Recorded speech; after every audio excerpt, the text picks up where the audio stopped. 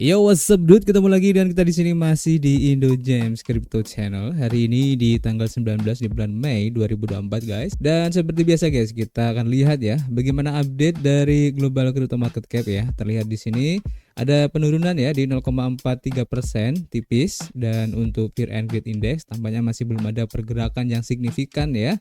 Masih di poin 62 di area greed yang mengindikasikan tampaknya para investor juga masih menunggu guys ya. Dan tentu saja semua ini adalah efek kontribusi dari Bitcoin dan juga teman-teman ngopinya di sini ya. Kalau kita lihat untuk Bitcoin dalam waktu 24 jam ke belakang ini ada perubahan yang tipis sekali di 0,2% aja ya, meskipun merah, dan masih mempertahankan harganya di 67.175 dolar guys. Begitu juga untuk Ethereum ada penurunan dikit ya di 1,3% aja, dan untuk BNB juga tidak terlalu signifikan perubahannya di 0,26% aja. Untuk Solana ada penurunan tipis di 1,8% ya. Tapi kalau kita lihat untuk 7 hari ke belakang Solana udah naik di 18% guys.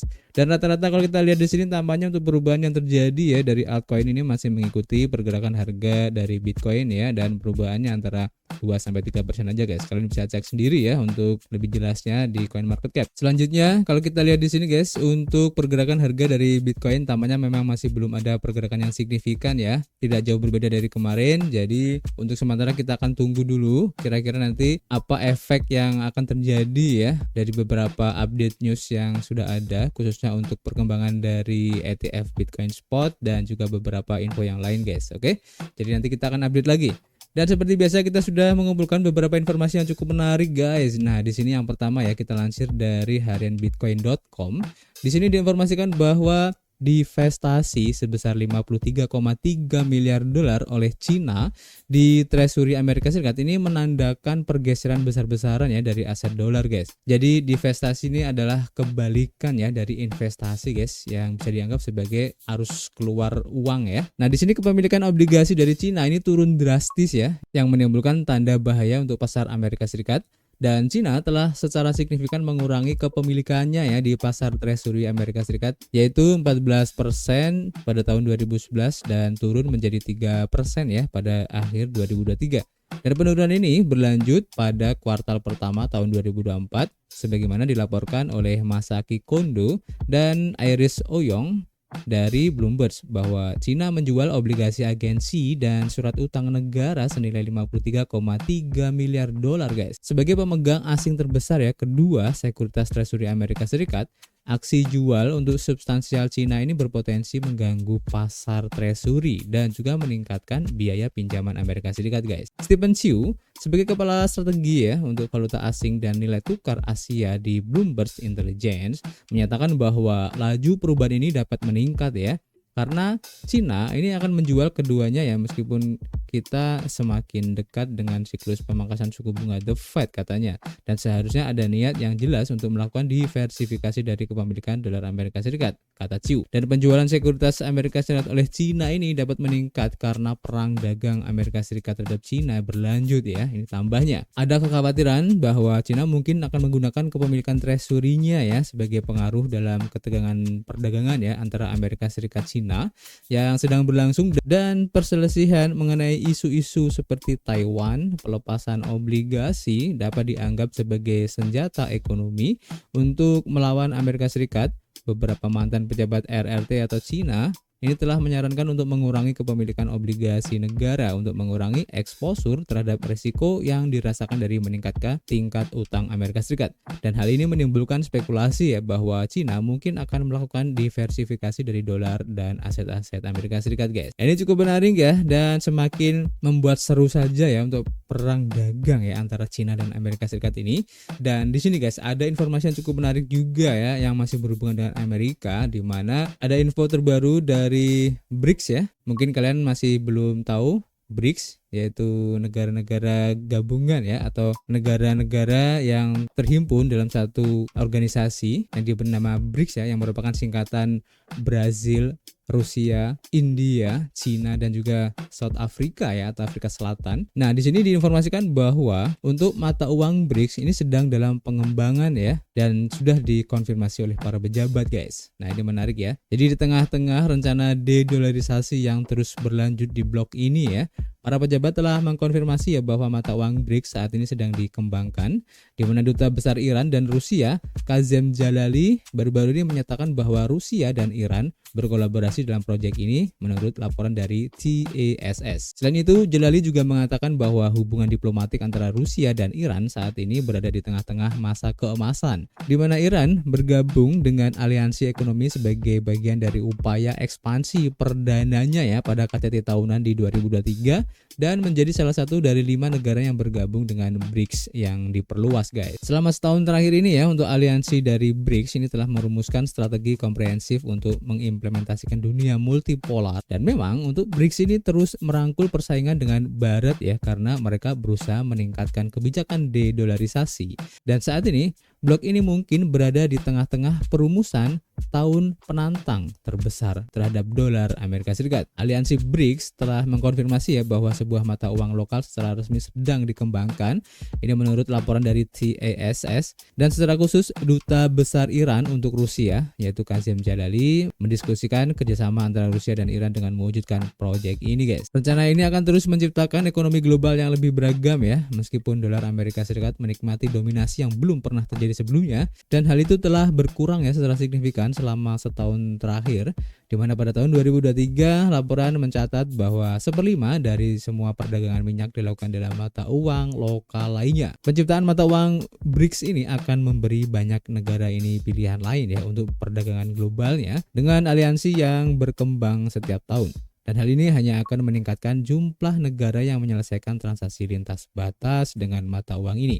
Dan pada akhirnya, hal ini akan memajukan upaya-upaya dedolarisasi blok ini menjadi lebih besar guys. Ini semakin menarik ya, dan kita tunggu aja untuk perkembangan terbaru di BRICS ini ya, dengan langkah-langkahnya untuk mengurangi ketergantungan terhadap dolar Amerika Serikat, yang salah satunya adalah dengan menciptakan atau akan membuat mata uangnya sendiri ya. Dan tentu saja ini akan sangat berefek sekali terhadap dolar Amerika Serikat, karena negara-negara BRICS ini bukanlah negara-negara kecil ya. Mereka adalah negara-negara besar yang tentu saja juga sangat berpengaruh guys terhadap perkembangan ekonomi dunia secara global guys. Jadi cukup menarik untuk diikuti, oke? Dan selanjutnya di sini guys ada informasi terbaru yang berhubungan dengan Kraken ya, yang kemarin kita sudah informasikan bahwa Kraken akan mendelisting USDT, tapi diinformasikan dari harian Bin Crypto bahwa Kraken akhirnya mengkonfirmasi untuk dukungan USDT ini akan terus dilanjutkan ya, khususnya di Uni Eropa guys. Jadi Bin Crypto melaporkan bahwa Kraken sedang mempertimbangkan untuk menghentikan dukungan USDT di Uni Eropa jika stablecoin ini gagal mematuhi peraturan market in crypto asset atau MiCA yang akan datang, yang akan berlaku pada Juli nanti. Dan kerangka kerja peraturan ini dirancang untuk memberikan pedoman yang jelas ya bagi pengembang aset kripto dan penyedia layanan. Hal ini memastikan kepatuhan terhadap peraturan anti pencucian uang dan pendanaan kontra terorisme guys. Namun di sini Greenberg telah mengatasi kekhawatiran ini ya dengan menyatakan bahwa platform tersebut bermaksud untuk mempertahankan dukungan untuk USDT di Eropa, dan dia menekankan nilai USDT untuk klien Eropa, menambahkan bahwa Kraken sedang menjajaki semua opsi untuk menawarkan USDT. Dan mengenai peraturan dari MiCA, Greenberg ini juga menegaskan ya bahwa Kraken akan mematuhi semua persyaratan hukum, bahkan yang mungkin tidak mereka setujui guys. Sementara komunitas kripto menyambut baik kejelasan dari peraturan MiCA ini ya atau MiCA.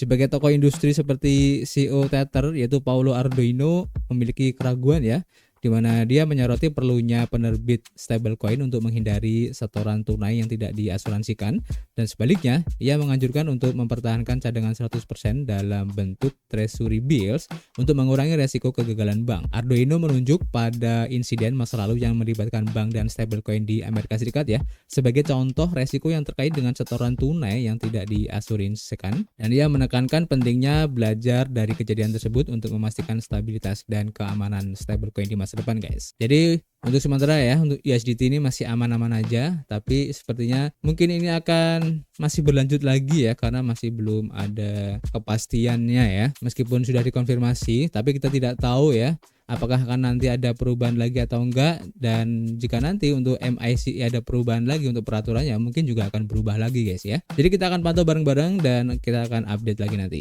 Dan untuk informasi yang terakhir berhubungan dengan Phantom ya, kita juga sudah menginformasikan kemarin ada kenaikan yang cukup tinggi juga ya untuk harga tokennya. Nah, pertanyaannya di sini ada apa di balik lonjakan 15% yang terbaru ini guys? Jadi sempat ya kemarin kita menginformasikan ada kenaikan sekitar 8% di informasi video kita sebelumnya ya. Tapi justru kenaikan ini berlanjut ya dan naik sebesar 15%, dan tampaknya efek dari upgrade Sonic yang ditunggu-tunggu ya ini sangat penting untuk perubahan harga Phantom yang telah disaksikan ya dalam beberapa bulan terakhir ini, di mana upgrade Sonic ini diharapkan dapat meningkatkan untuk teknologi Phantom ya dan memperkenalkan peningkatan skalabilitas utama tanpa hard fork yang mengganggu tentunya guys. Dan seperti yang diungkapkan sebelumnya ya, untuk Sonic Network ini diharapkan untuk ditayangkan bersama token baru dengan ticker S ya. Jadi dalam memo terbaru untuk project tersebut mengungkapkan bahwa pemegang token FTM akan dapat memigrasikan token Sonic dengan rasio 1:1 tergantung pada hasil pemungutan suara untuk tata kelolanya guys. Jadi untuk peluncuran detail dari jaringan layer 1 Sonic milik Phantom Foundation ini ya, menurut postingan blog, jaringan blockchain baru ini akan terhubung ke dan dapat memanfaatkan sejumlah besar likuiditas pengguna dan protokol dari Ethereum dan seterusnya melalui bridge atau jembatan layer 2 aslinya guys. Nah, project ini juga mencatat ya bahwa pasokan untuk token S atau Sonic ini ya akan sesuai dengan FTM untuk memfasilitasi proses migrasi token setelah peluncuran rantai Sonic ya atau Sonic Network ini guys.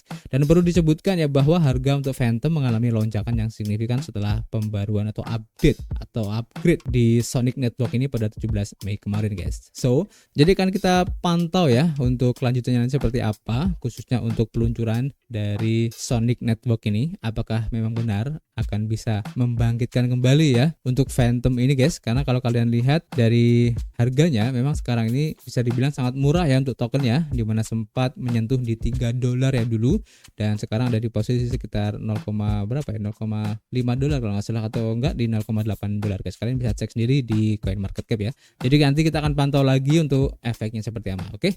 Dan tampaknya ini dulu guys yang bisa kita sampaikan hari ini, dan untuk informasi yang lain nanti kita akan share di Twitter ya. Dan juga untuk rekomendasi project baru nanti kita akan share di akun Telegram ya. Kalian mampir aja di situ, dimana nanti di situ kita akan share project-project baru yang lagi ngadain presale, airdrop ataupun testnet ya. Jadi nanti buat teman-teman yang mungkin suka dengan airdrop kayak gitu dan lain-lain, kalian bisa mendapatkan kesempatan yang lebih baik ya daripada teman-teman yang lain. Oke. So, seperti biasa guys, kita masih menunggu kritik dan saran kalian di kolom komentar. Nanti kita bisa ngobrol banyak di dalamnya, dan tentu saja kita akan ketemu lagi di informasi berikutnya. Peace.